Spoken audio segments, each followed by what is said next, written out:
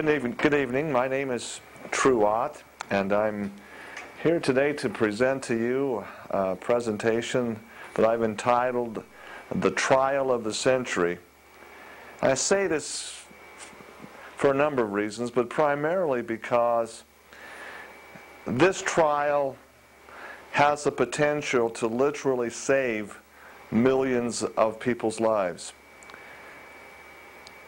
Each and every year in America, just in North America alone, over 1 million people in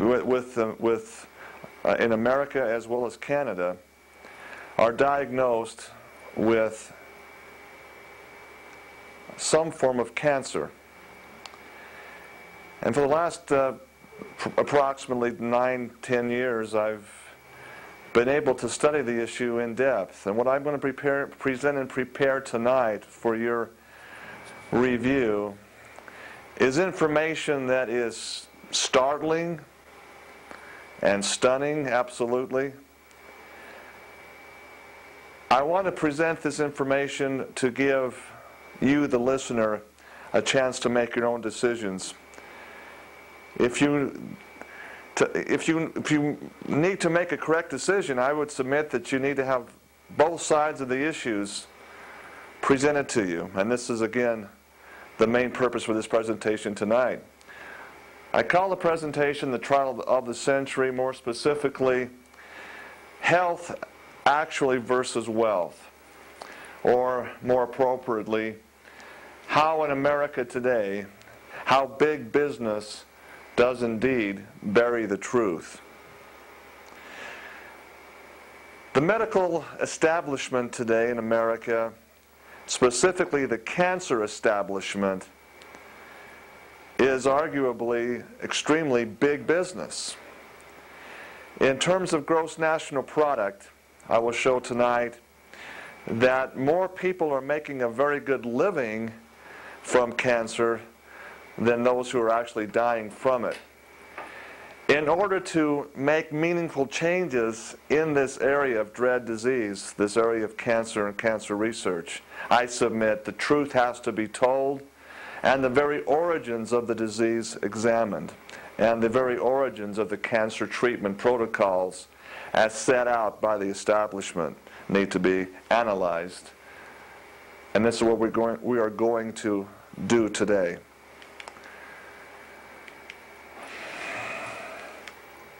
Let me just give you a brief biographical background of who I am. Who is A. True Ott, PhD? My PhD is in the field of nutrition. I received it from the German Kneippel Institute in Germany. It was a program that I enrolled in and received via the American College program in Washington, D.C.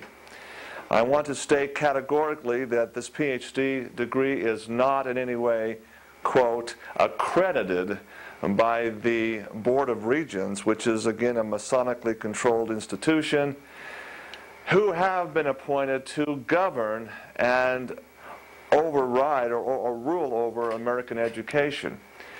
Therefore, without an accredited degree, the medical establishment would conclude that because of my non-accredited degree in the field of nutrition, I am best described and easily written off by the medical establishment as a, quote, a very dangerous quack.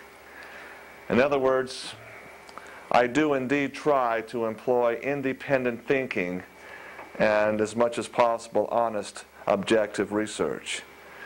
To the medical establishment that has their accredited degrees, this is the very definition of a dangerous quack. Let's go further and really define in the Oxford Dictionary what a quack means. Quote, it's one who professes knowledge concerning subjects of which he is ignorant. Oxford Universal Dictionary. I readily admit in the area of oncology and chemotherapy and radiation and, yes, especially surgery for cancer patients, I know nothing. I do not want to know a lot about that. However, in my specific field of expertise, that of nutrition, I am an expert. And this is what I want to present tonight. Also, according to the Food and Drug Administration, the FDA, quote, quackery encompasses both people and products. Broadly speaking, quackery is misinformation about health. This is very important to identify and define, again, from the Food and Drug Administration's, quote, fact sheet dated November of 1971. Broadly speaking, quackery is simply misinformation about health. As far as allopathic medicine is concerned, I would ask the question, or make the statement, I am indeed an unlicensed quack, end quote. However, as far as nutrition is concerned, I would submit that the FDA and allopathic MDs are likewise quacks.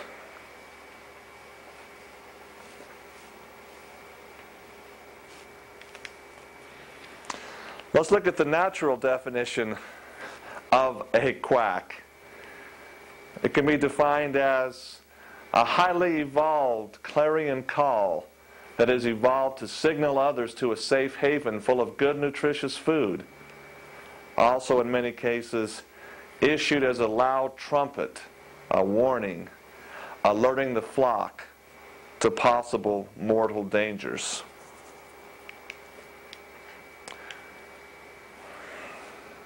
The decision, folks, is yours. It is your inalienable right to decide which quack you wish to follow. Again, only by objectively hearing both sides of the issue can one make a truly wise and fully informed decision. I would also submit that there is indeed truth in both allopathic and alternative modalities. And I would submit that neither should be eliminated, only fully understood.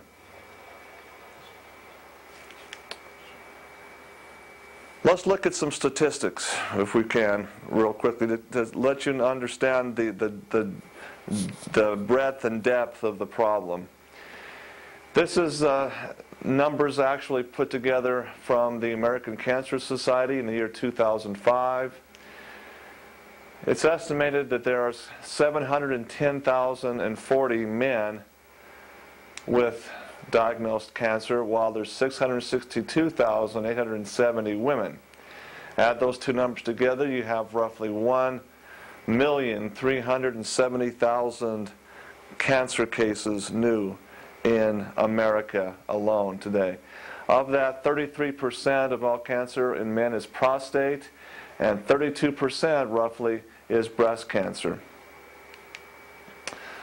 What is your lifetime probability, folks, of developing cancer between the years 1999 to 2001? If you're a woman in the U.S., all cancers on all sites, the risk is an incredibly high 1 in 3, or 33% of the female population of the U.S.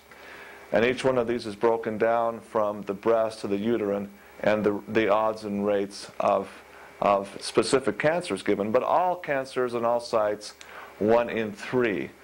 The men are, if the statistics are even more sobering, all sites in men, 1 in 2, 50%, 1 out of every 2 men walking and living and trying to earn a living in the U.S.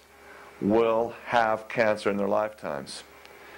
Prostate cancer, again, 1 in 6, etc., to the stomach, and 1 in 81. What is the 2002 statistics for U.S. mortality? Ranked number 1 cause of death, heart disease still is the number 1 killer at 696,000 deaths, or 28.5% of all deaths in America. Number 2 is cancer, with 557,271 deaths in the year 2002, or 22.8% of all deaths. Cerebral vascular diseases, are commonly known as strokes, account for only 6.7% of all deaths in America. You follow on down the line. Chronic lower respiratory diseases, 5.1. You find accidents. This includes car accidents, automobile accidents, accidents around the home.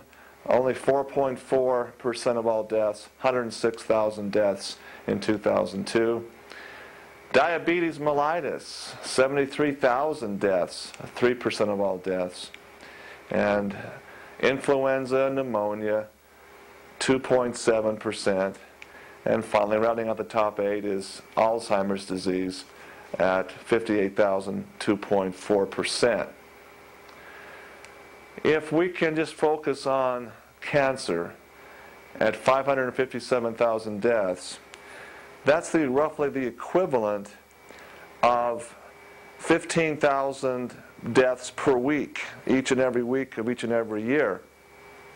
It's the equivalent, folks, of 5 World Trade Center bombings, 5 World Trade Center terrorist attacks happening each and every week. Is it a cause of concern with that much death and destruction in America? I would hope you would agree with me that it is.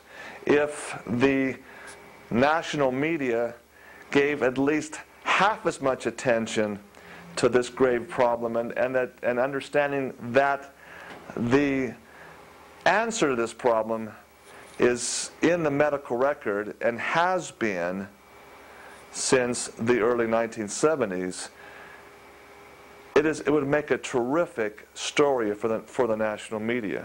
Of course, that will not happen, and this is why.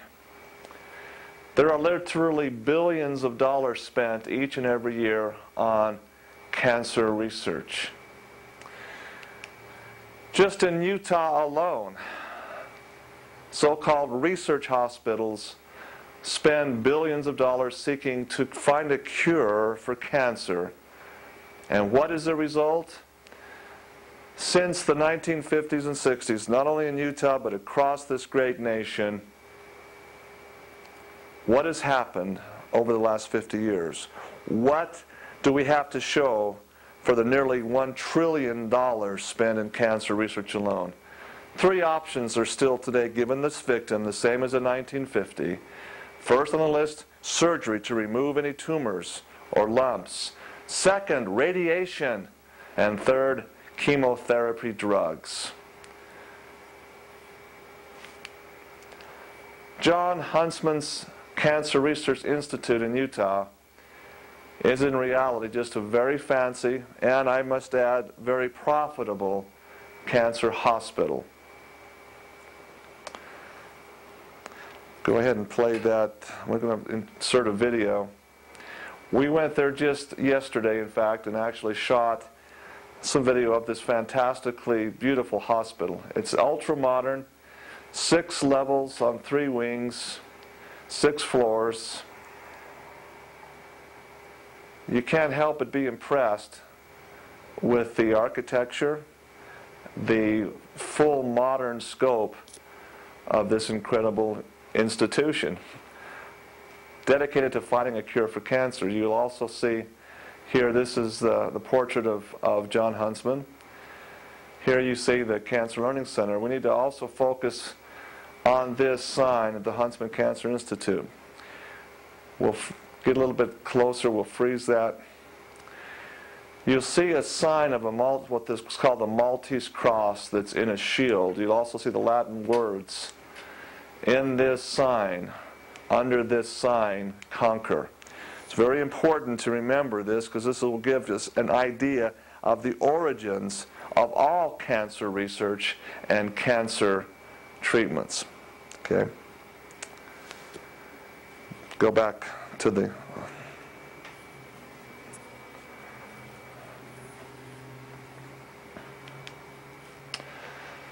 Let's look now at what I like to call the ongoing war on cancer.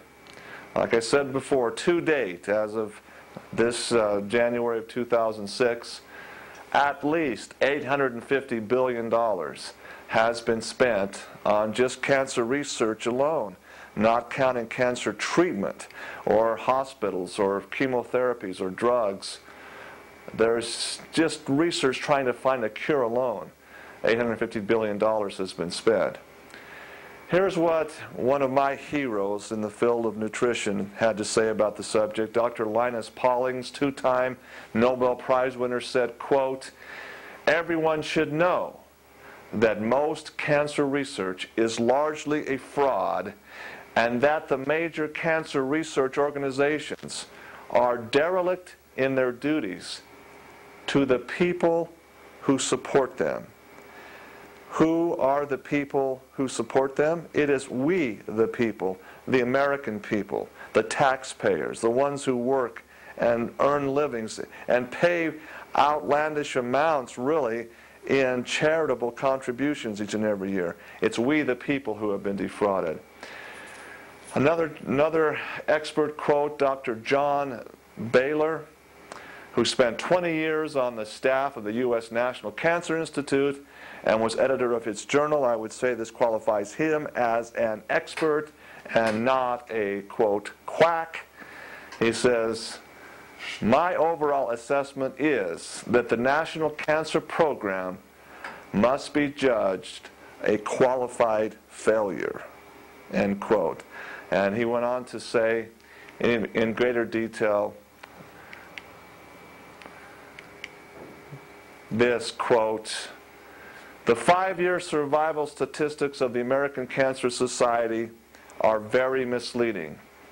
They now count things that are not cancer, and because we are able to diagnose at an earlier stage of the disease, patients falsely appear to be living longer. Our whole cancer research in the past 20 years has been a total failure.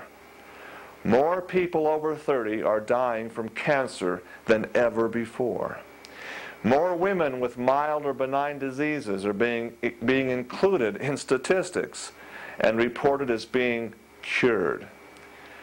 When government officials point to survival figures and say they are winning the war against cancer, they are using those survival rates improperly," end quote. Again, this is from Dr. John Baylor, 20-year staff member of the U.S. National Cancer Institute, the NCI, and the editor of its prestigious journal. We need to ask the question then, why is this true? Why is cancer research so fraudulent? Folks, cancer is scientifically classified as something called a chronic metabolic disorder, meaning it does not get better on its own, and it occurs inside the body, not from some external sources like a bacteria, virus, or germ, typically. Other chronic metabolic disorders are diabetes, scurvy, and heart disease. Nobody ever caught scurvy or heart disease or diabetes from somebody that's suffering from that disease. Folks, there has never been in the history of medical research, nor will there ever be, a chemical cure for any chronic metabolic disorder. Chemicals can only work on the symptoms, masking the symptoms. Maybe they can remove a little bit of a lump, but that does not mean the cancer is cured. It means the symptom of the disease may be gone, but it does not eliminate the disease itself.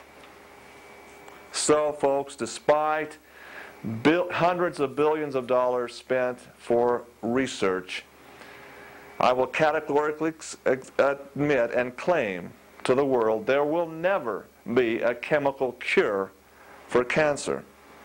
This is why Dr. John Baylor said, after 20 years as an expert on the subject, this cancer research is a qualified fraud.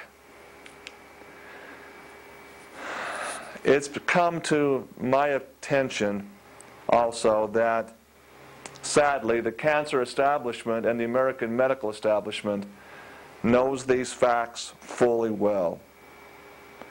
They are keeping this information from us, from we the people, from the very people that desperately need the information.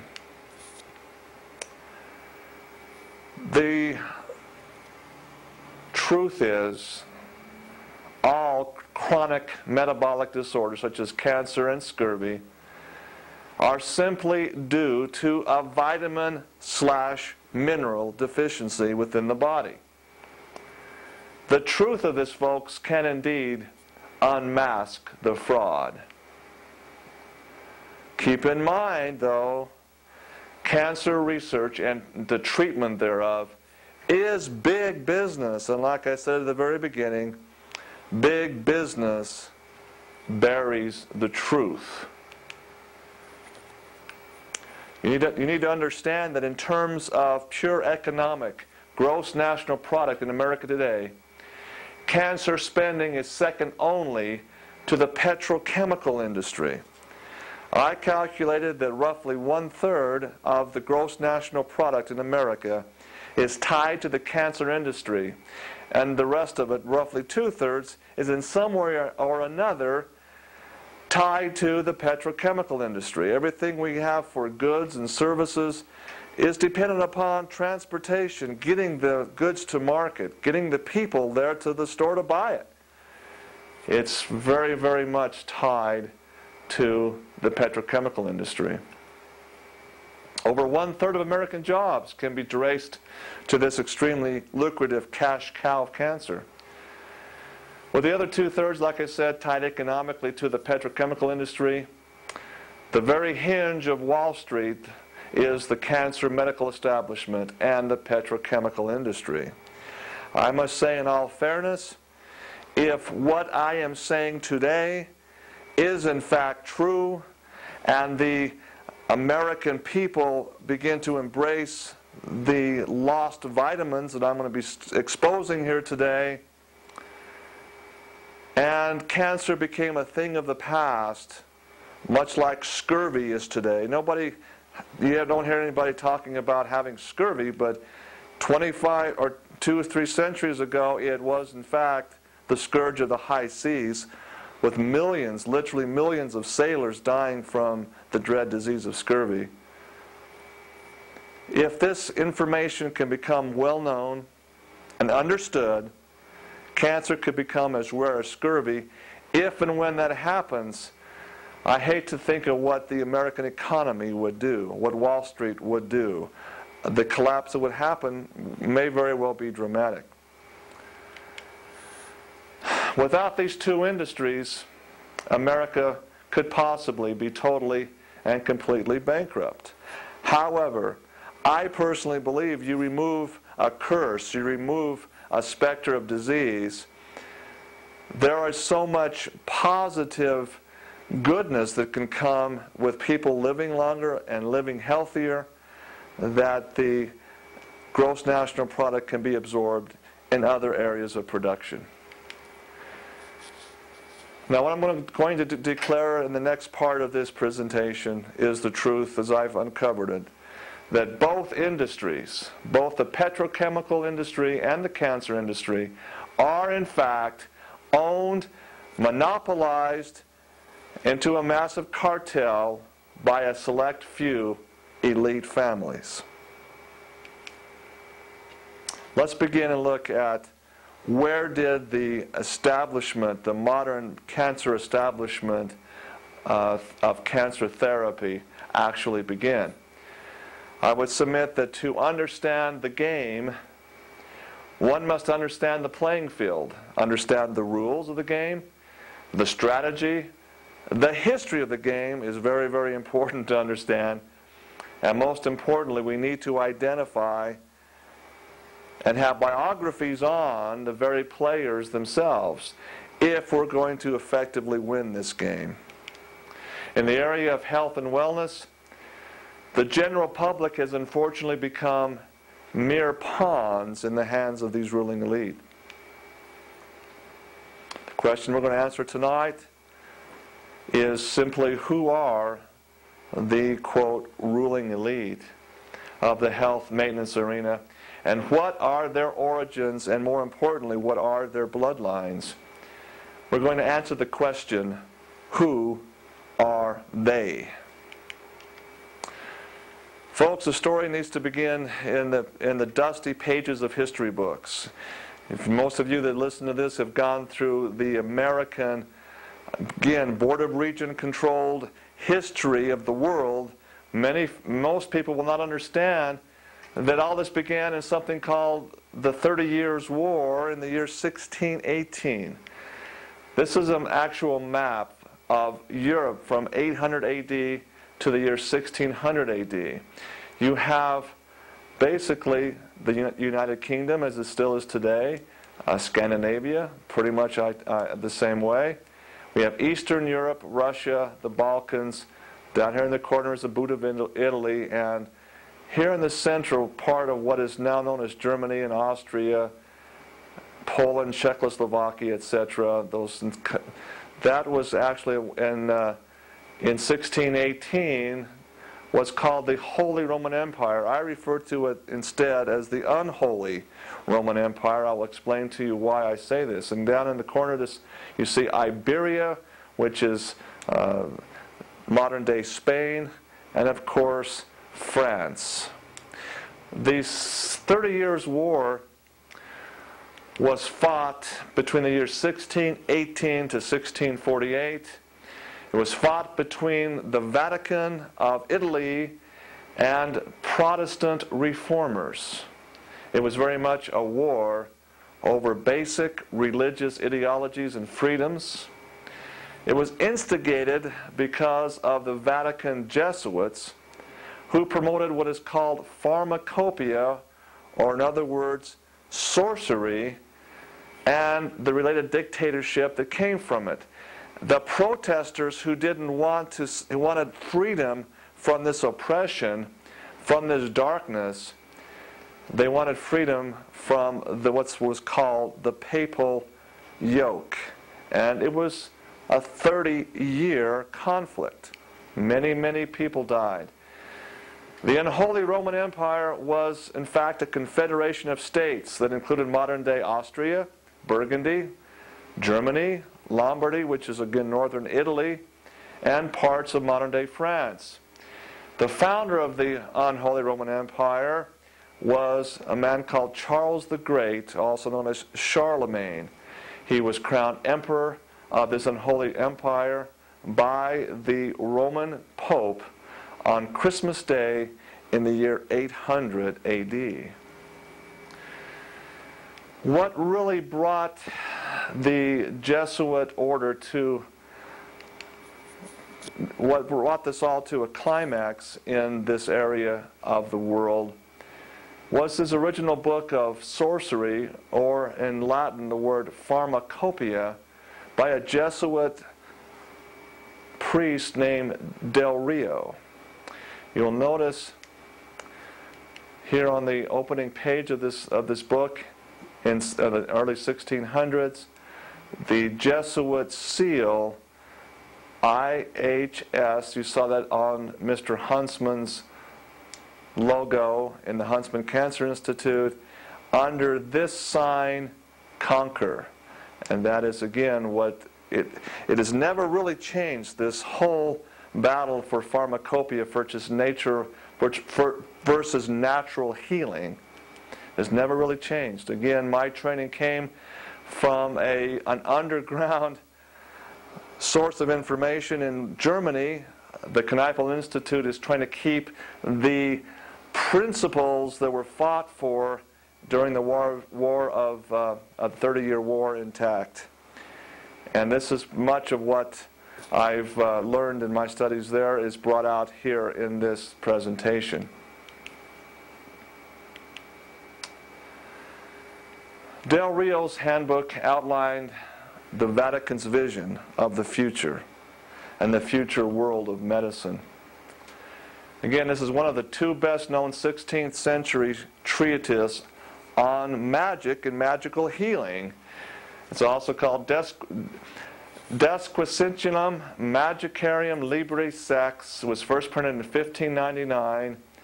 and is the magnum opus of Martin Del Rio, a Jesuit priest, and yes, folks, a professed Satanist.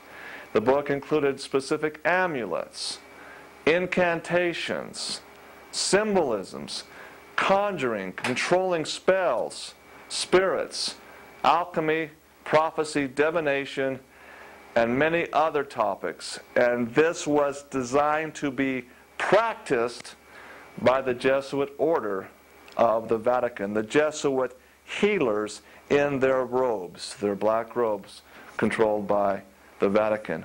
Folks, this is the origin of the medical term practice. If you ever wondered why it is a doctor practices but never perfects, this is the origin of the term practice. Well, the war ended with the so-called Treaty of Westphalia in the year 1648. At that time, after 30 years of massive warfare, there was really nothing left to fight over. Europe was in ruins. France became the Second World Empire in 1648. They emerged the clear winner of this war.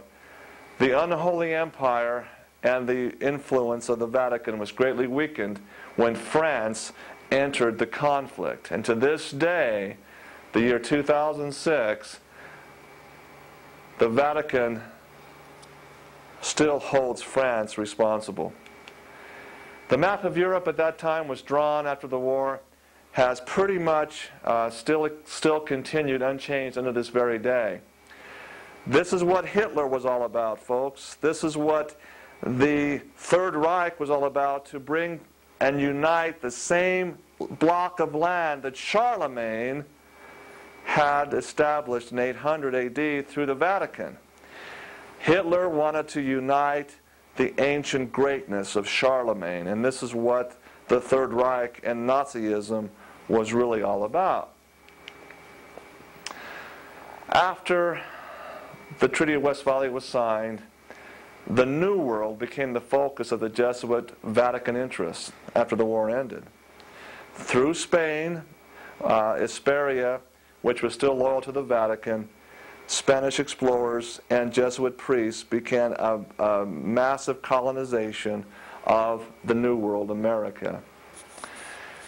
Now, we need to explain to you, again, without going into a whole other presentation, the Jesuit bloodlines originated from ancient Babylon through the lineage of Cain, the biblical Cain.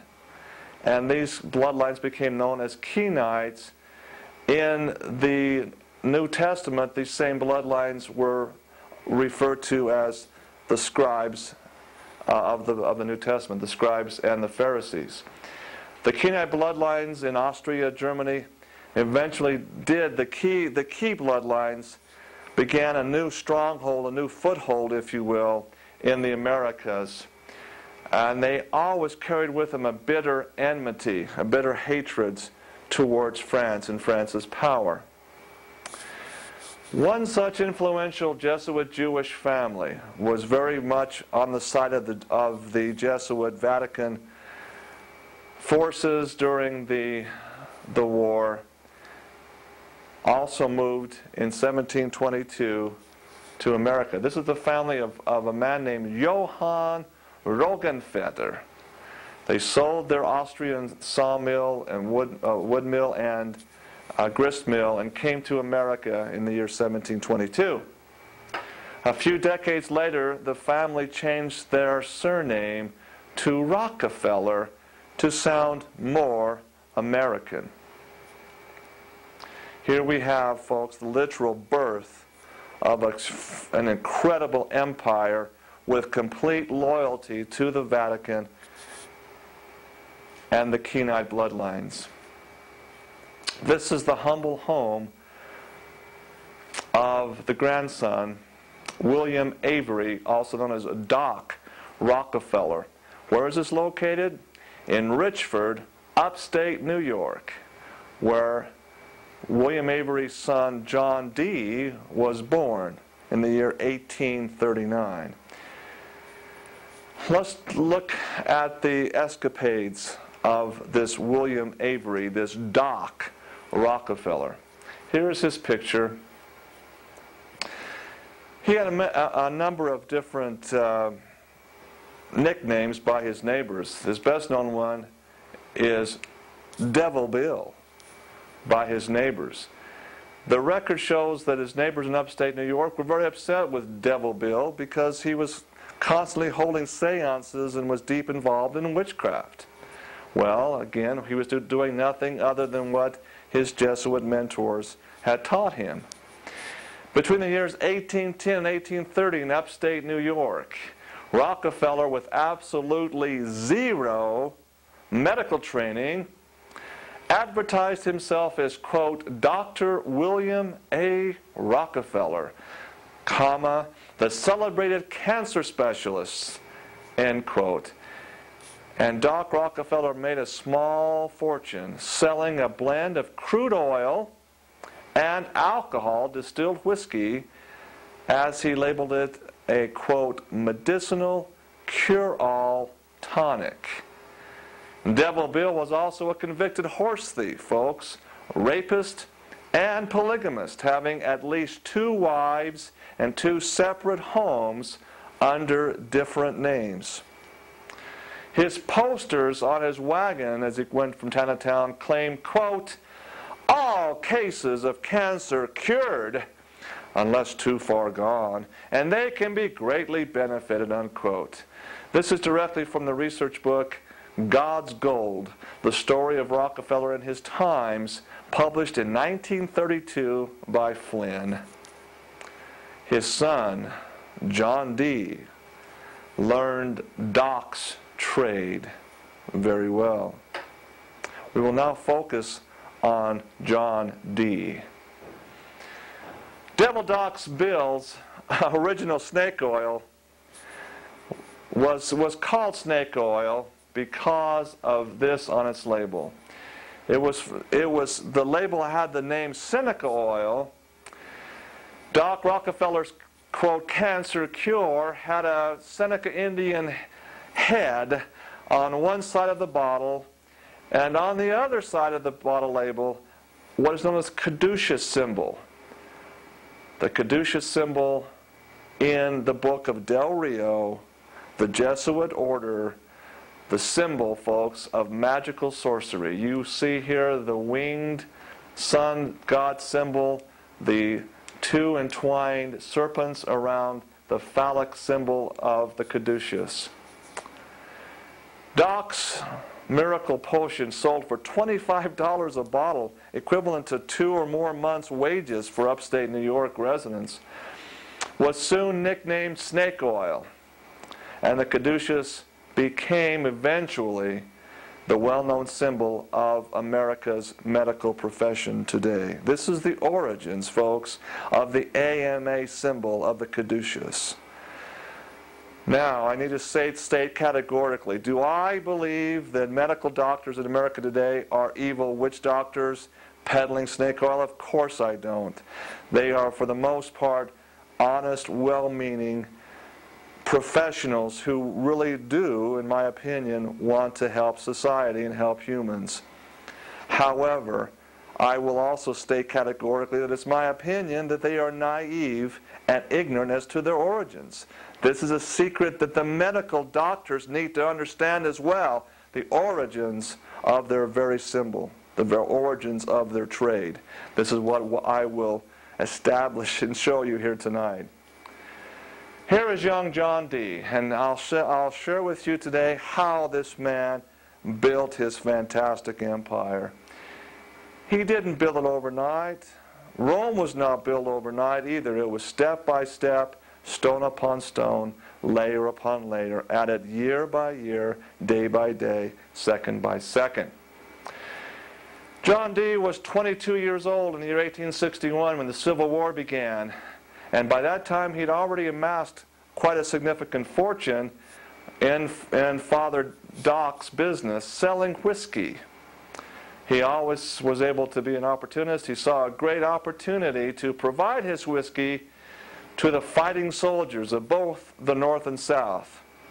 And to this end, he actually enlisted a little-known law and paid a substitute to enlist by proxy, thus avoiding the first form of the draft, enlist by proxy in the Union Army, serving in his stead. He basically bought his way out of serving in the Union Army.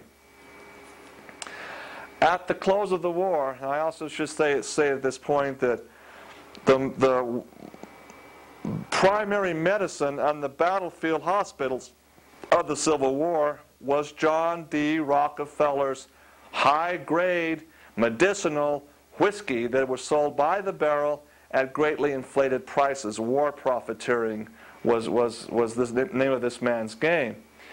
He sold to both sides. It didn't really matter who bought it as long as it was there. Imagine, if you will, a hospital in the Civil War. Whenever you had a wound that was infected, you just soaked it in whiskey, and if there was an amputation or a surgical procedure performed, the only real anesthetic was John D. Rockefeller's whiskey as an anesthetic. At the close of the Civil War, John D. was America's first real multi-millionaire. And folks, it all came from selling countless barrels of medicinal whiskey to the surgeons of the Civil War. From New York to California, John D. then quietly controlled and bought up the vast majority of whiskey distilleries operating in America. And during the Roaring '20s and the Prohibition year era, the Rockefellers were able to consolidate their whiskey and alcohol cartel, and also dealt, folks, in opium dens across the country. Well, let's not forget Doc Rockefeller's original formula. That is simply combining crude, unrefined mineral oil from the earth with distilled alcohol from John's distilleries. Doc taught his son John D. very well.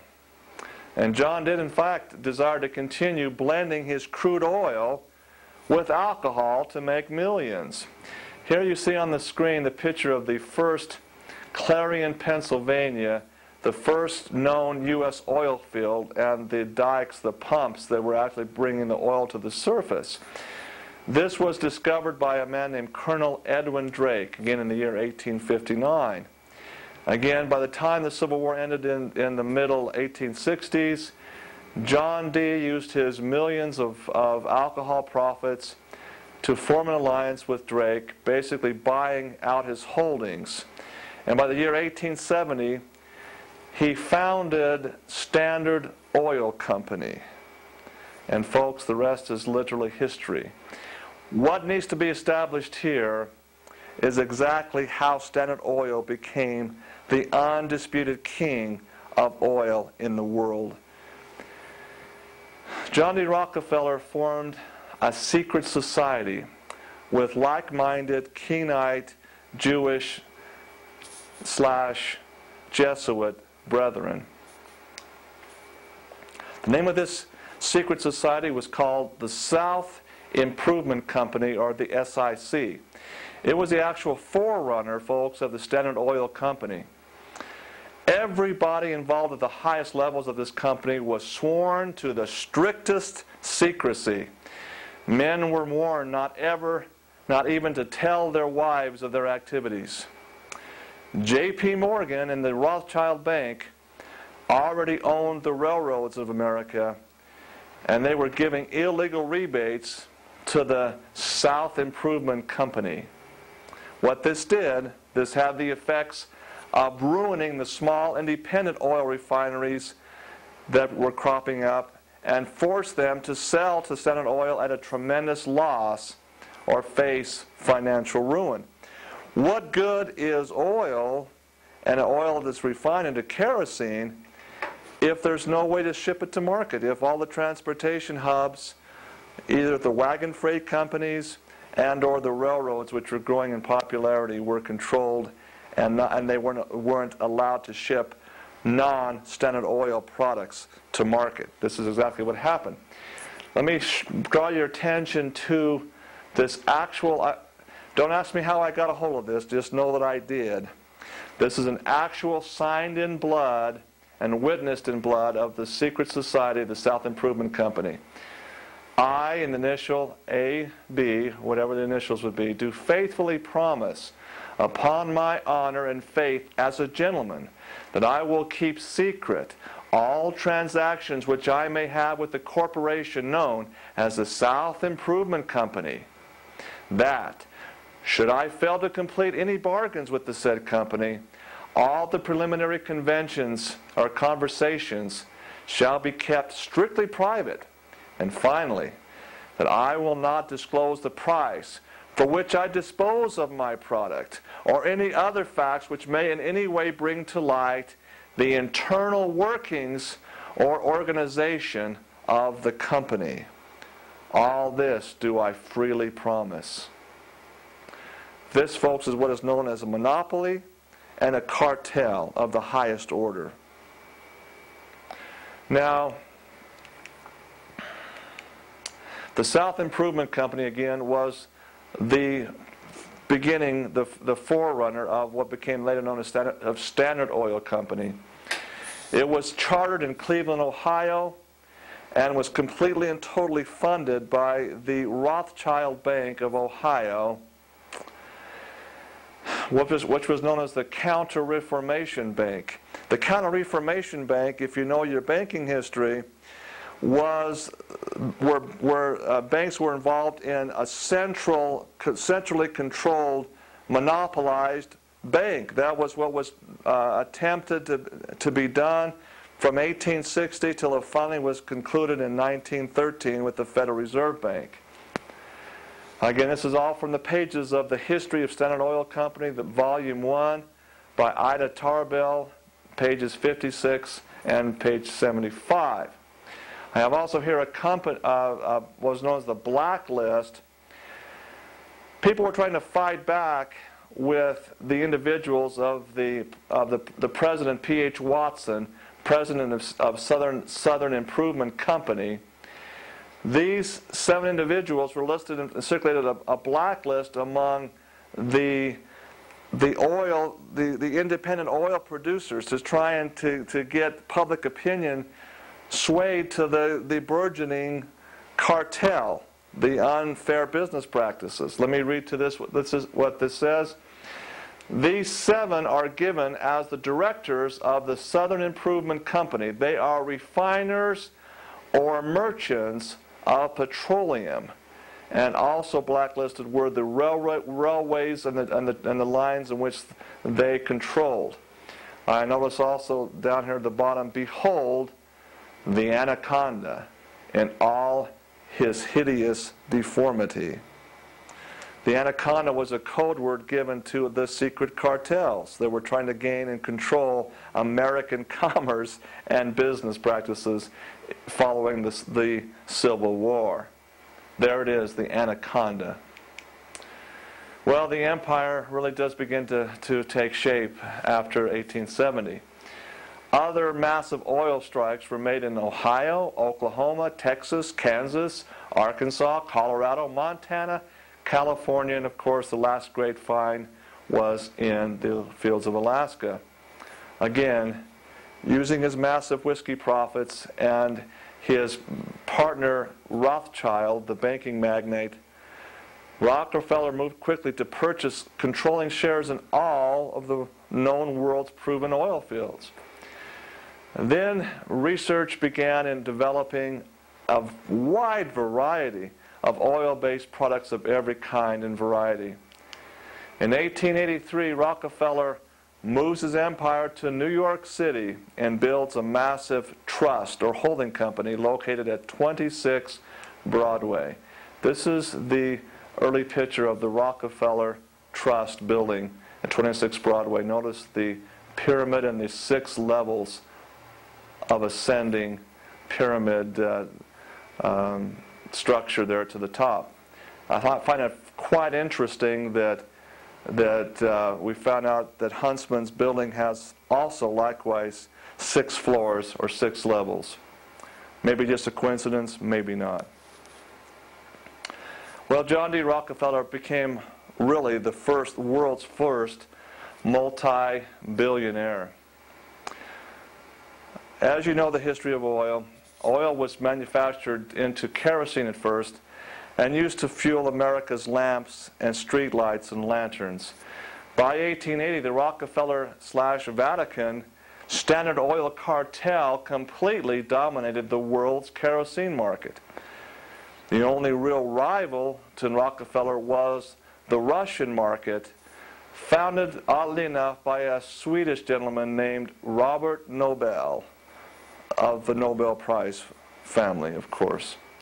Rapid growth in the Russian oil production had been achieved despite political upheaval that had enveloped the country since the turn of the century, much of which had been centered in the country's oil capital of Baku. Strikes by oil workers had been a regular feature of the protests against the Tsar in 1903 and 1904, and were a major factor in the 1905 Russian Revolution, in which the former Joseph Saakashvili played a significant anti-Tsarist role. As a result of the revolutionary activity he fostered in Baku at that time, Saakashvili was exiled to Siberia. Later, however, with amazing amount of funds, he would reappear and become better known to the world as Joseph Stalin. Joseph Stalin was, in fact, an employee of Rockefeller and Standard Oil. And of course, with the invention and eventual globalization of Ford's automobile, fueled by Rockefeller oil, John D. Rockefeller became the world's second richest man, second only to Amschel Rothschilds. Rothschild was top on the list. Rockefeller was right below him. Let's take a look real quickly at Mr. Stalin. He was, in fact, Rockefeller's prime agent in Russia. The Bolshevik Revolution was funded by oil baron John D. Rockefeller by and through his Standard Oil employee, again, Kenite Jew brethren, such as Joseph Stalin. Rockefeller indeed reaped the whirlwind. Standard Oil tentacles now controlled the Kremlin and Russian communist collectivism. Now let me also explain to you what I mean by a Kenite Jew at this point in the discussion. I don't want it to appear like I'm anti-Semitic at all. The Jewish people, you'll find, have different tribes or different tribal lineages that all claim to be Jewish. You have the tribe of Judah, which historical records show very much was blonde-haired, blue-eyed, red-haired, auburn-haired tribe. The Kenite bloodline were more the black-haired, dark-eyed, swarthy complexion, and they were attached to the tribe of Judah by means of their scribe and Pharisee profession. And this are the very sub-tribe that in the New Testament record conspired to crucify the auburn-haired, blue-eyed Jesus Christ. Now, does that mean that all Hebrew Jews today are Kenites? Absolutely not, any more than saying all American Indians are Apache. That's just not the way it is. Different tribes, different bloodlines, different customs, different structures. Unknown to most people in America today, the United States government and members of Congress felt it vitally important to really investigate this anaconda, this cartel called Standard Oil. On May 15th, 1911, the Supreme Court of the United States ruled that the Standard Oil cartel was, quote, a menace to the Republic, and ordered it to be broken up. Quote, for the very safety of the Republic, we, the U.S. Supreme Court, now decree that the dangerous conspiracy must be ended by November 15th, 1911. This is from the book and record John D., A Portrait in Oils, page 154. Now, many of you listening to this will say, oh, there is no such thing as a conspiracy. This Truott is a wacky, quacky conspiracy theorist. By the own record, folks, the U.S. Supreme Court ruled, made it a law, made by its judicial ruling, that there is a dangerous conspiracy and it must be ended. Rockefeller, with this verdict, was incensed and very angry. He vowed revenge against the United States and promised to his subordinates to use his vast fortune to buy and control the U.S. government, just as he had the Kremlin. He was very big for his britches. He overthrew, through his Bolshevik connections and his brethren, the Tsar himself. One of the great powers of Europe was removed from office by the machinations and the conspiracy, the great conspiracy of John D. Rockefeller and his Kenites brethren. However, the sad truth is the breakup of the Standard Oil monolith didn't really do much. It was ruled to be done, but what happened, there was 37 new companies, and Rockefeller still secretly controlled them all by owning a voting majority of stock in all the new corporations. Thus, Standard Oil became known as Standard Oil of New Jersey, other words Exxon, Standard Oil of New York, Mobil, Standard Oil of Indiana, also known as Amoco, Standard Oil of California, Chevron, Atlantic Refining Arco, etc., etc., etc. And it was, folks, business as usual at 26 Broadway, the headquarters of the giant. Now, I say this at this point. The major economy of Texas is oil, and the tentacles, the coils of the anaconda most definitely control the financial structure of Texas, and of course the Bush family themselves are dependent upon this anaconda for sustenance. Who really decides the policy of Washington, D.C.? Well, it's pretty obvious. 3 years later, in 1914, Rockefeller's agents, in fact, ordered the Kaiser Wilhelm, to invade Belgium, and it did, in fact, start World War I. Their plan in this whole thing was to keep Germany and England fighting until the U.S. intervened. Herbert Hoover, again, yet another Standard Oil employee, was put in charge of the Belgium Relief Commission, and of course Herbert Hoover became President of the United States, and the Hoover Commission, the new structuring of America after, again, the Great Depression, which was, again, started by and manipulated by the Rockefeller interests. Well, what most people don't understand, too, is because of the events of World War I, the Rockefeller, the Kenite clan secured a very strong foothold in Jerusalem and what is now today known as Israel. In 1914, that's when oil was first discovered in the Middle East. It joined the Caspian Sea oil in breaking the worldwide monopoly of Standard Oil, because the Middle East was controlled largely by Arabian Bedouin. And my goodness, these people, the Bedouin, they realized how potentially powerful the oil was. Rockefeller, like any good cartel managers, realized he couldn't have any competition to his syndicate. Russian oil had been pushed out of the loop by the Russian Revolution, and the only remaining source of foreign oil was the Middle East. This necessitated Standard Oil to control of the area again. It just so happened that the Arabs controlled all of it, and they were on Ignatius Loyola's, the main Jesuit general's, hit list since the 16th century. Here was a chance to control the best oil field in the world and at the same time destroy the Muslim religion. Fact is, you look at the history of who financed World War I, you'll find it was Standard Oil and Rockefeller agents that financed both sides. When it was all over, the British got control of Palestine from the Arabs. The fake Kenite Jews of Germany were invited to go and live there, but few of them took up the offer. Why? Because they had no hereditary connection with the Middle East. None whatsoever. They knew that. World War II changed all of that. Standard Oil worked closely with the company called IG Farben, the big pharmaceutical chemical company in Germany.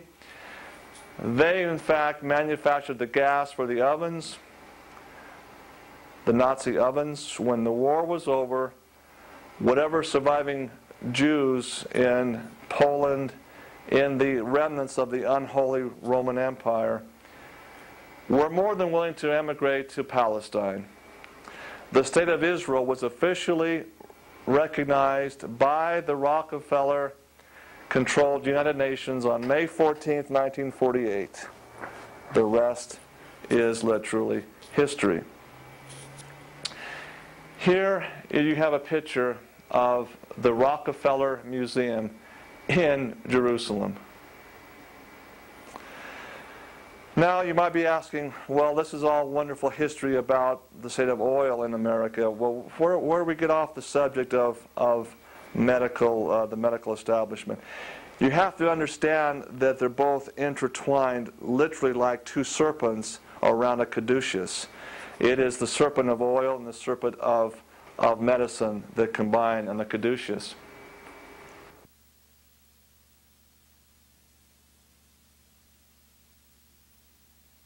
In the year 1910, the medical schools of America were in a sorry state.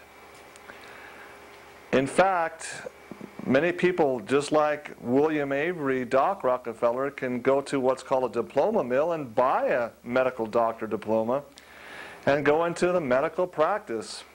And that was a very, very common occurrence throughout all America. And who better to understand this plight than the very beginning charlatan himself, William Doc Avery, and his son. And so in 1905, 19 to 1910, Rockefeller began his second arm, his second leg of the serpent twining around the caduceus. He understood the very real need to consolidate and control the complete education curriculum of the training of the medical doctors.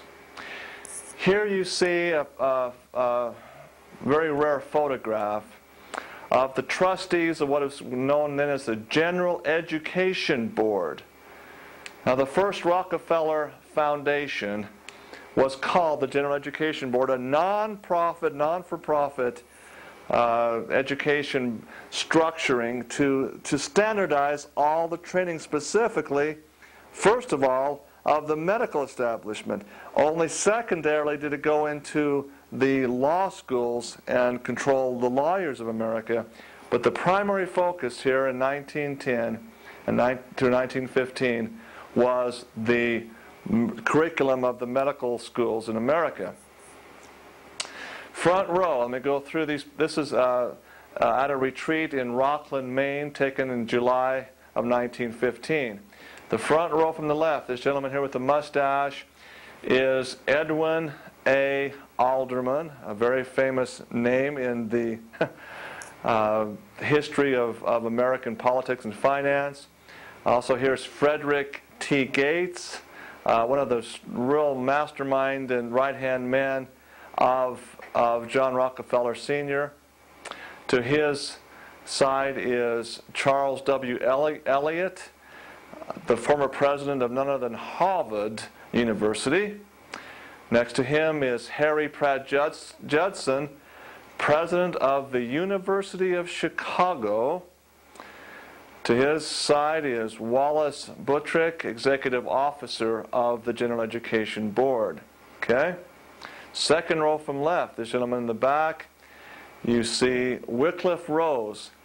He was the head of the Rockefeller Public Health Programs, a foundation to standardize the health protocols in hospitals blooming up across America. To his side is Hollis B. Frissell. This gentleman with his face turned away from the camera is the son of John D. Rockefeller. This is John D. Rockefeller, Jr. Next to him is E.G. Sage. Next to him is Albert Shaw. And this little gentleman out here, this incredible man, is the name of Abraham Flexner. Abraham Flexner is the author of, the architect of all of the modern medical colleges in America today. This is the man, Mr. Abraham Flexner, a real genius really in how he was able to consolidate and standardize the medical training in America. Okay? In the back row from left is George E. Vincent, president of the Rockefeller Foundation, again a non-for-profit organization. And from him, next to him is Anson Phelps Stokes, Star J. Murphy, and Jerome D. Green. This Rockefeller Foundation, also in addition to the General Education Board at the same time, founded and put millions of dollars into the new organization called the AMA, the American Medical Association, and at the same time, through their various petrochemical research labs, blossomed into controlling all pharmaceutical manufacturing worldwide, including IG Farben. This is where it all began, folks, in 1915, and the pharmaceutical manufacturing began. Now, if you're controlling through petrochemical labs the pharmaceutical or drugs that are manufactured, wouldn't it be just a wonderfully brilliant idea to train all of the medical doctors to primarily do nothing more than peddle or sell your drug products? What a wonderfully brilliant and clever plan. This is exactly what occurred starting in 1915. We need to also just take a few minutes and let you understand the unity that happened in 1916, 1915, the founding of Germany's massive plant known as IG Farben.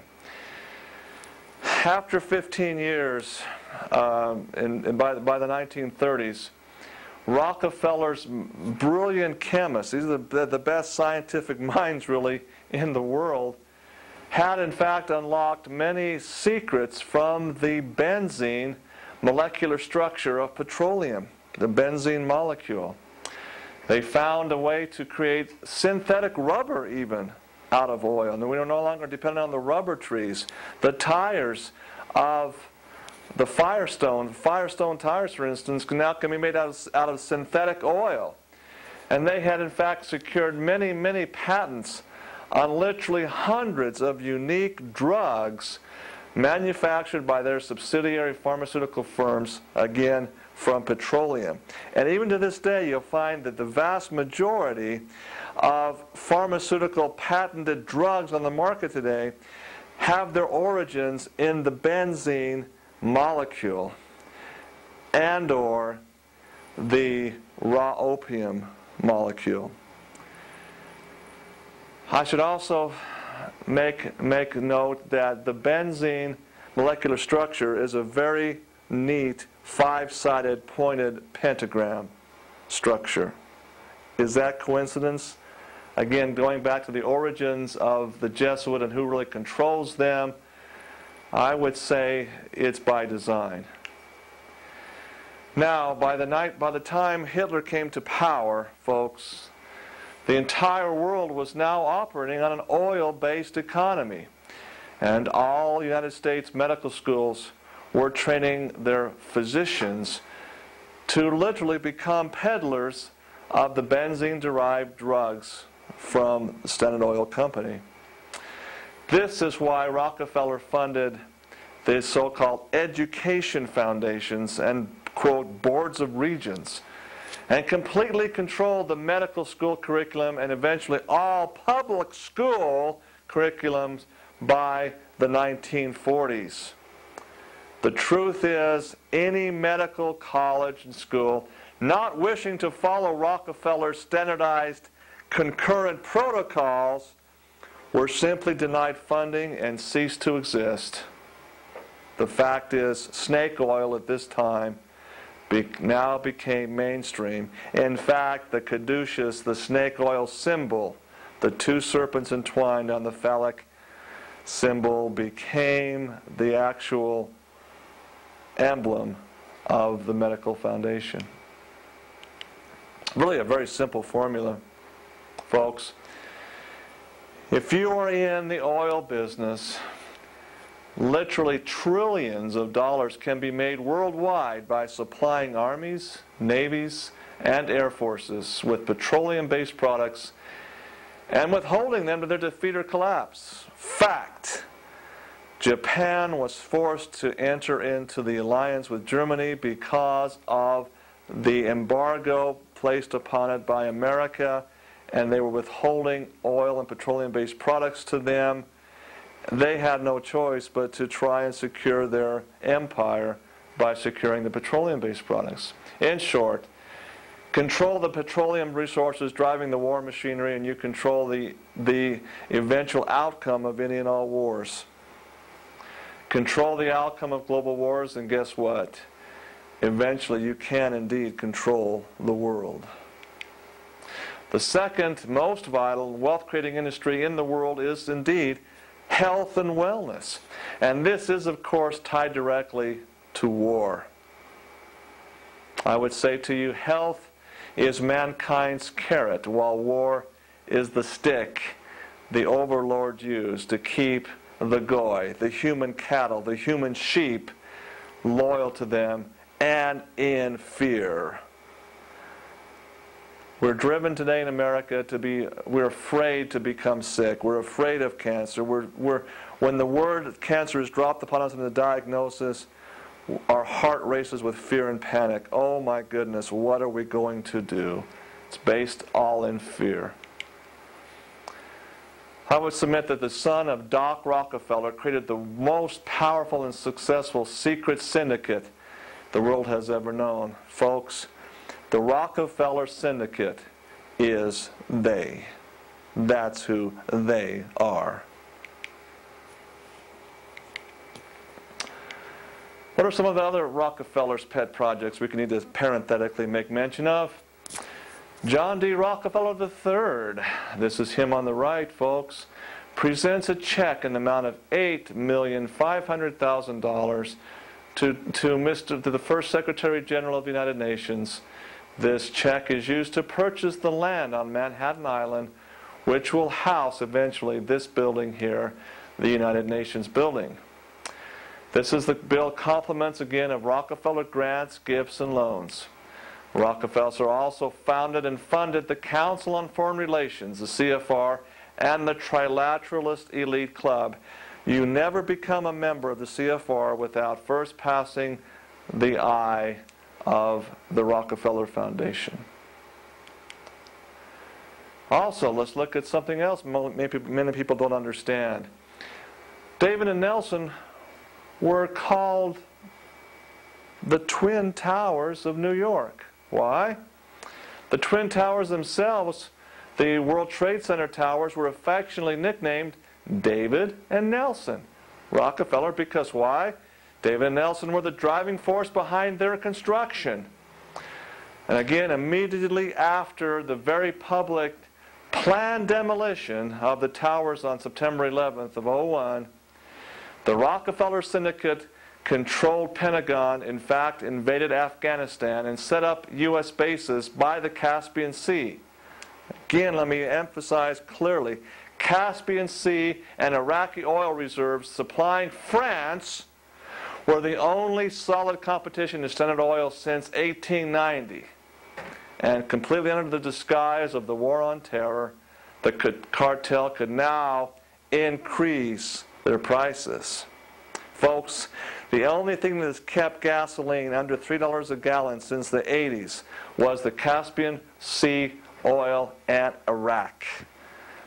Regardless of what you think or may believe about Saddam Hussein undercut Rockefeller's OPEC at every turn and sold in the black market millions and millions of barrels and kept the price low. The War on Terror just merely was designed to eliminate the cartel's main competition and wild card. Caspian Sea competition was the subject of many top-level conferences at the headquarters of the Trust at 26 Broadway, New York. One of the methods of meeting the threat was price-cutting sweet crude. Direct quote from the book Rockefeller Billions, page 165.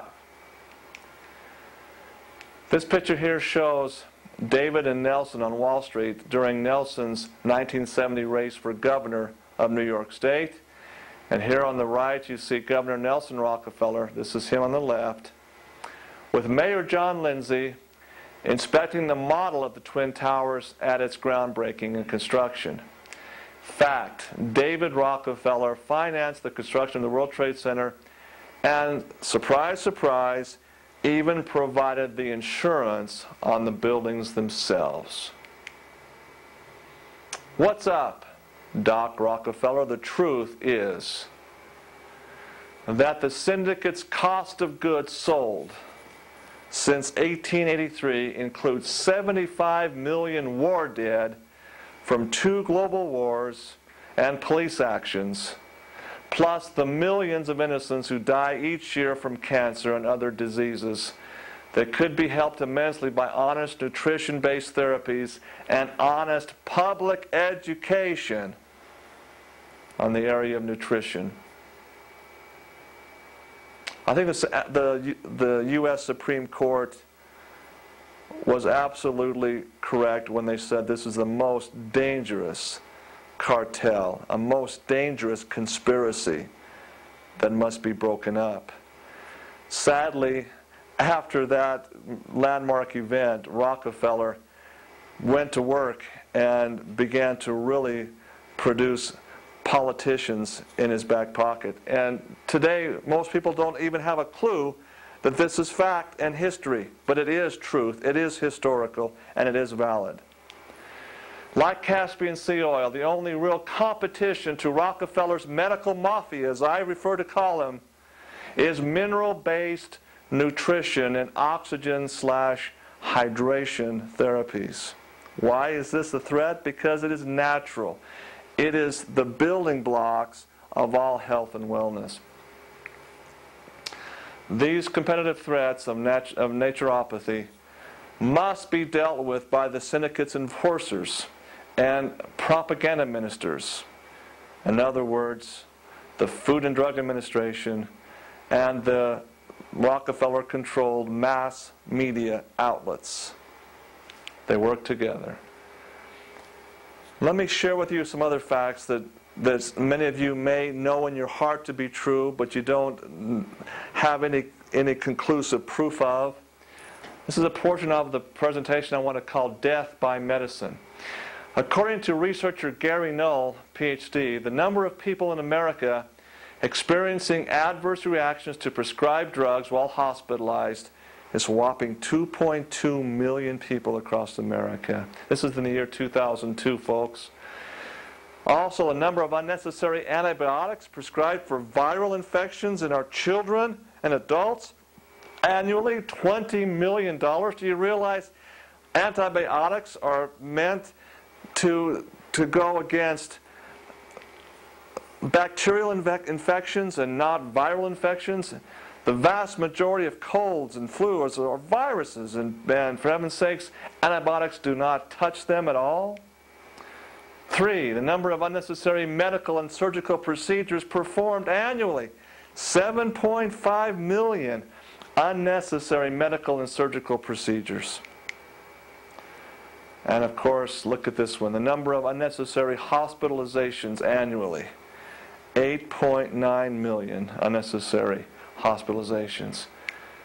But the biggest problem of death by medicine is literally death. Is death a problem? Clearly, the single most stunning statistic in Dr. Null's report, however, is the total number of deaths caused by conventional medicine errors and or mistakes in the United States. That's an astounding 783,936 fatalities reported during 2001. According to this report, the American medical system is now the leading cause of death and injury in the U.S., overtaking heart disease and cancer itself. And we are asked, as we the people, to believe there is not a problem here.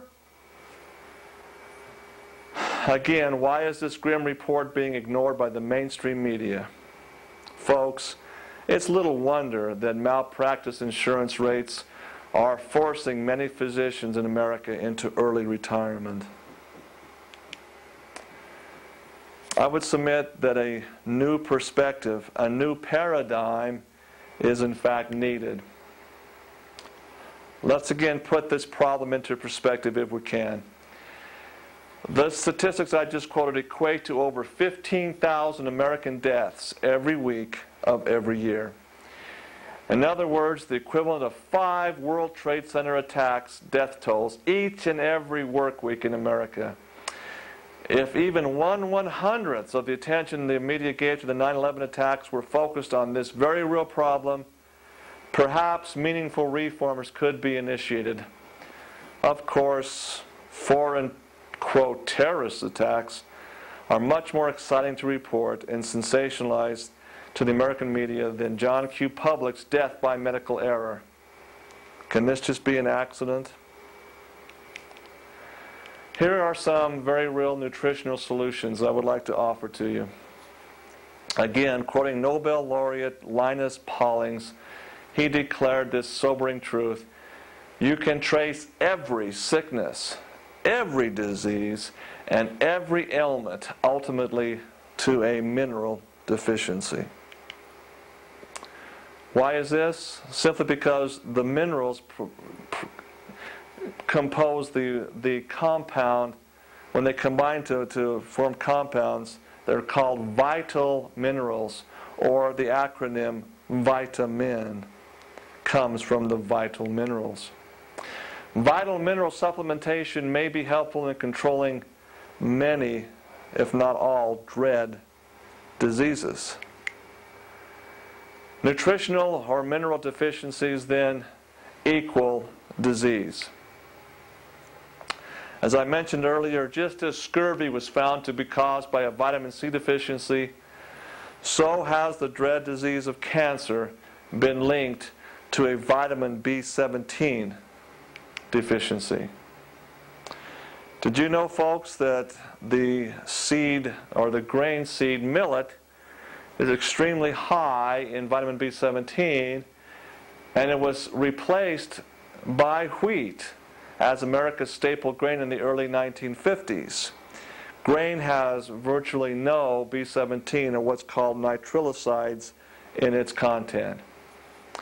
Ever since wheat replaced millet, cancer has skyrocketed ever since in America, and ever more sophisticated versions of Doc Rockefeller's snake oil have been sold in very, very high profits.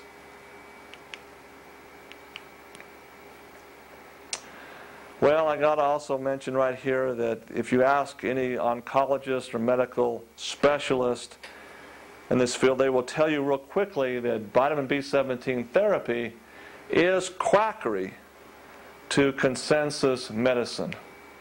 Let me share with you, this is the most commonly reported, quote, study on B17, also known as amygdalin in the text. This supposed report was published in the New England Journal of Medicine in 1982.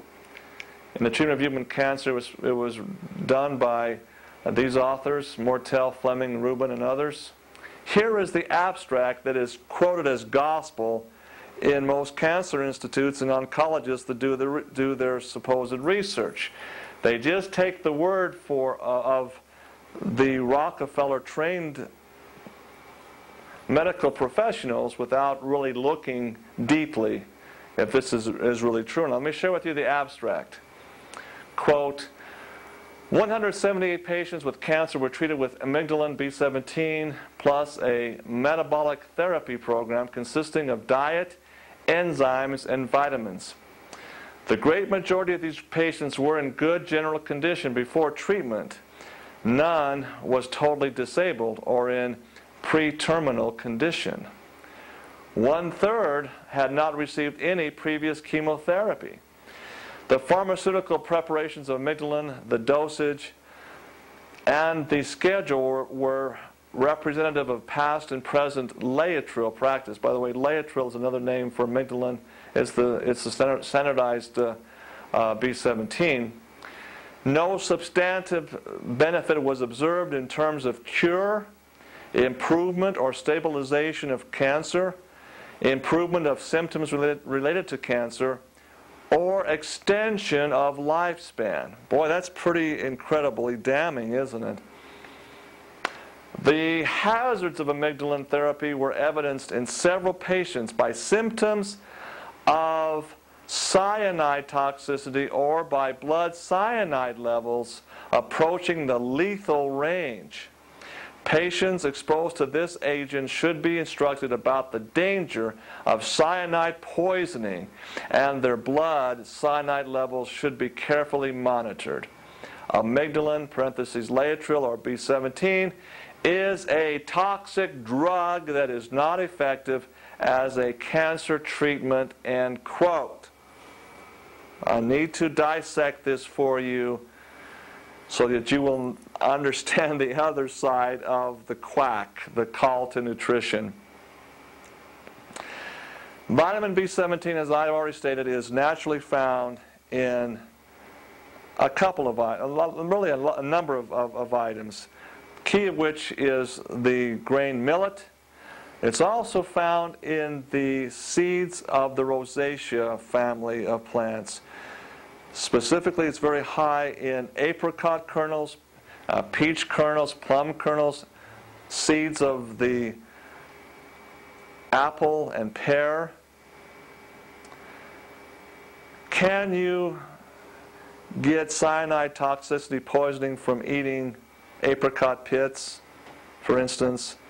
Of course you can. If you eat a tubful, if you eat more than you would normally eat in apricots in a setting, you can get sick. But you can also do the same thing with drinking too much water. You can actually cause a poisonous condition by drinking gallons of water in one sitting. So to say that cyanide levels by taking B17 is equivalent to saying if you drink water, it's toxic. Do not drink water. It's very much the same rationale. Here is exactly how B17 operates. The B17 molecule is composed of 4 parts. There are 2 parts of glucose, prime sugar, combined with a molecule of benzaldehyde, and combined with the molecule of cyanide. When benzaldehyde and cyanide are bound to glucose, the healthy cell digests it as a nutrient. I give you the example of sodium and chloride. Separately, sodium and chloride are extremely poisonous and toxic to the human cell. However, combined together, they form sodium chloride or salt, and they become a very important health-producing nutrient if not chemically altered. The same is true with vitamin B17. When a cancer cell forms in the body, there is a amino acid present called beta-glucosidase. This amino acid chain dissolves the molecular bonding of the glucose molecule. The benzaldehyde and cyanide are released and absorbed into the cancer cell at only the cancer cell, causing death, natural selection death of the cancer cell, and at the same time given nutrition and support to the healthy cells. This research was quantified and proven to my satisfaction by the groundbreaking work of a biochemist named Dr. Ernest Krebs in the 1950s. With relief and joy, he released this to the world. Clearly, the nutritional link to the mechanisms of all cancers, all 217 plus known forms of virulent cancers, now has been understood by Dr. Krebs' work. Immediately, the medical establishment of the Rockefeller swung into full force to discredit Dr. Krebs, discredit this incredible breakthrough, and more importantly, to keep it away from the American public. And this is exactly what has happened, folks. Millions and millions of people have died since 1955 from cancer, and the actual foundational nutritional cure is in the record. It's in the medical record. That is criminal and unforgivable to me. Speaking also of this abstract, they, the Rockefeller Foundation, the American Medical Association, the New England Journal of Medicine, do not ever show the actual test results nor the methodology of the scientific model. They only show the abstract written here. They do not mention the over 70,000 incredible cancer success stories utilizing B17 in its modality of treatment. At this point, I also need to explain to you the role the minerals play. Minerals, specific minerals, work with the bloodstream and the pancreatic enzyme structures to create a very important cancer-protecting enzyme called trypsin. Trypsin has to be formed by the synthesis of minerals into the bloodstream. Without minerals in the diet, without minerals being supplemented, the enzyme trypsin is oftentimes, the levels are very low. Also, trypsin is used by the body to digest the meat proteins of red meats, really all meats, but primarily red meats. So the more red meat, the more steak and potatoes the person eats without raw minerals added to the mix, the lower the trypsin levels, the more at risk the individual is to develop a cancer, to become the 1 in 2 male statistic or the 1 in 3 female statistic that I mentioned at the beginning of this presentation. Folks, I want to just declare to you there is an intolerable double standard in America today. The Food and Drug Administration enforcers, again, Food and Drug Administration founded and financed in the very beginning by the Rockefeller structure. These enforcers seek to constantly warn the American consumer against, quote, fraudulent and nutritional quackery like Truot and other nutritionists that are out telling the story. Yet they turn a blind eye to public fluoridation of drinking water. Folks, sodium fluoride is highly toxic rat poison. And it's placed in our water and our toothpaste. And nobody in the FDA is batting an eye over this toxic substance. Chemists like Armand Hammer, a protege, partner with John D. Rockefeller in the formation of the Soviet Union, and his protege, yes, his protege, John Huntsman Sr. They have united with Rockefeller interests to keep this charade intact with their false hope. Their false hope looking for a chemical cure that they can make trillions off of. Folks, it's all a scam. The cure is in the record. It's there. It's available. And they know the answers and have already been identified and kept in the record. I ask you, who are the real quacks and charlatans in the health insurance industry, or the health services industry? Who are the real quacks and who are the real charlatans? I ask also, when will the American people say enough already and disenfranchise this syndicate? And how can you do it? Through knowledge and sharing the truth. In the Old Testament, the prophet Hosea said simply, my people are perished, they're destroyed for lack of knowledge. America's in the same boat as the prophet Hosea has declared. The people of America are perishing because of a lack of knowledge and understanding and of sharing the truth with honor and with dignity and with integrity. What then is the answer? I would submit this is the answer. We as American freedom-loving individuals need to heed the warning of one Dr. Benjamin Rush of Philadelphia. Dr. Benjamin Rush was the original signer of the Declaration of Independence. He was a member of the Continental Congress. He was Surgeon General of Washington's armies and arguably the most respected physician of his day. He tried his level best to have a medical liberty provision enshrined in the First Amendment of our Constitution. Dr. Rush's prophecy when he was voted down is this, quote, "Unless we put medical freedom into the Constitution, the time will come when medicine will organize into an undercover dictatorship.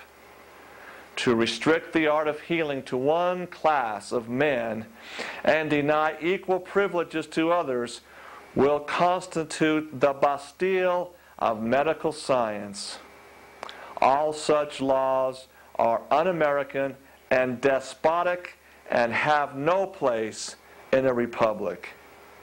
The Constitution of this republic should make special provision for medical freedom as well as religious freedom." I would also just like to say, what is the parallel of the Bastille of medical science? The Bastille, of course, is the infamous prison where all innocent political prisoners were kept enslaved and hidden away from public eye and scrutiny. Again, to restrict the art of healing to one class will constitute the Bastille, the prison of medical science. Absolutely true. So again, in conclusion, this is in fact the trial of the century. The question must be asked, is medical freedom truly just as important as any other freedom protected by the Bill of Rights? Folks, if you are sick with chronic illness, whether it's diabetes, whether it's cancer, whether it's heart disease, there is no more ponderous ball and chain to have around your ankles than to be tied in to the pharmaceutical drugs for your very existence and your very survival. You must cut loose this ball and chain and become truly free. You do that by exercising your medical freedoms as an inalienable God-given right under the Constitution. Can any person truly be free if shackled to monthly petrochemical-based pharmaceuticals? I say you can't.